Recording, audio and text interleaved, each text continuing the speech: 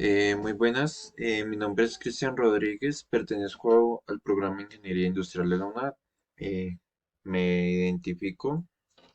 Ok, pues bueno, vengo a hacerles una pequeña presentación por parte de la materia de física electrónica, el cual vamos a hablar acerca de los conceptos fundamentales de los circuitos eléctricos y sus cuatro leyes importantes. También vamos a hablar una partecita de la guerra de la electricidad. Bueno, iniciemos. Bueno, como sabemos hay cuatro leyes, la ley de Ohm, la ley perdón, la ley de corriente de Kirchhoff y la ley de voltaje de Kirchhoff y la ley de Faraday, cuáles son las cuatro personas más importantes.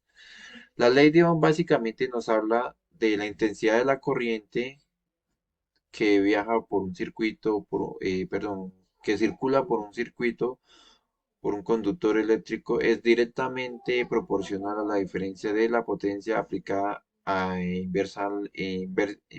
diferencia de la potencial aplicada e inversamente proporciona a la resistencia del mismo.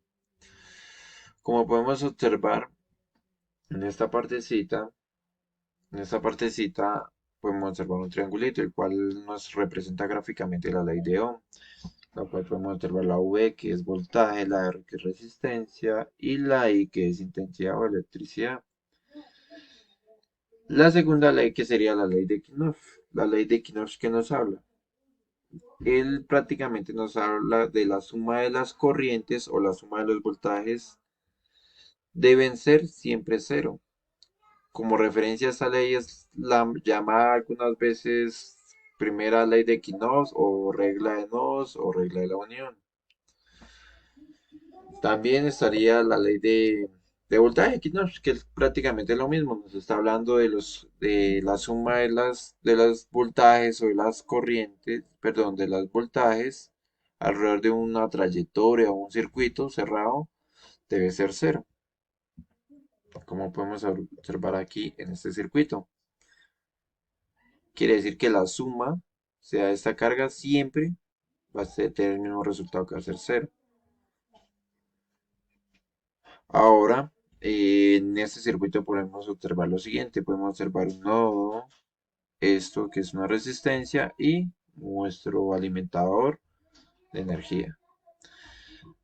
La ley de Faraday ya nos habla de algo un poco más importante. ¿Por qué es más importante? Porque la fuerza nos está hablando acerca de la fuerza electromotriz inducida en un circuito. Es directamente proporcional a la rapidez con que cambia el flujo magnético a través de un circuito. ¿Eso qué nos quiere decir? Esto lo podemos observar en los motores de las empresas, en los motores, en los embobinados de un taladro. Quiere decir que el flujo magnético nos va a dar cambio, nos va a redireccionar la corriente. Como por ejemplo puede invertir el giro de un taladro, que corra para un lado, que corra para el otro. Básicamente eso es lo que nos quiere decir. Como podemos ver aquí unas fórmulas para poder hallar las fórmulas. Ok, bueno, ya terminando esta partecita vamos a hablar acerca de la guerra de las corrientes y cómo finalizó. Bueno, básicamente la guerra de las corrientes, perdón,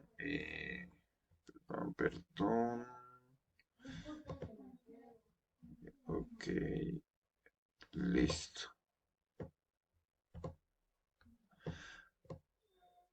Bueno, la guerra de las corrientes un caso histórico que sucedió más o menos en 1880 de dos personajes muy importantes en nuestra historia, el cual es Thomas Edison y Westinghouse. Westinghouse básicamente habla que estas dos personas tuvieron una disputa, el cual nos habla de lo siguiente. Edison promovía la corriente continua, mientras que Westinghouse respaldaba que la corriente alterna era mejor para largas distancias. Edison argumenta que la corriente perdón, la corriente continua era más segura y fácil de regular, mientras que el de Westinghouse decía que la corriente alterna era más eficiente para transmitir electricidad a largas distancias.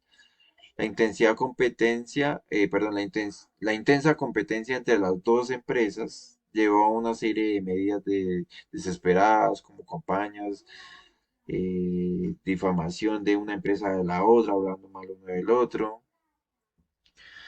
Demos, perdón.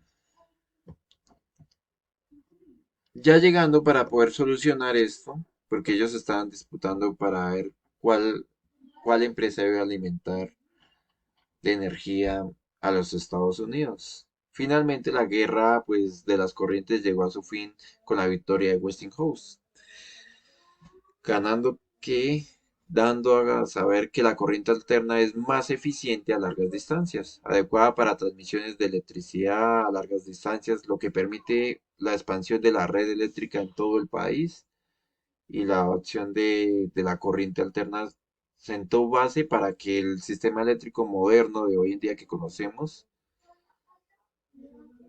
trabaje eficientemente. Ok, muchas gracias.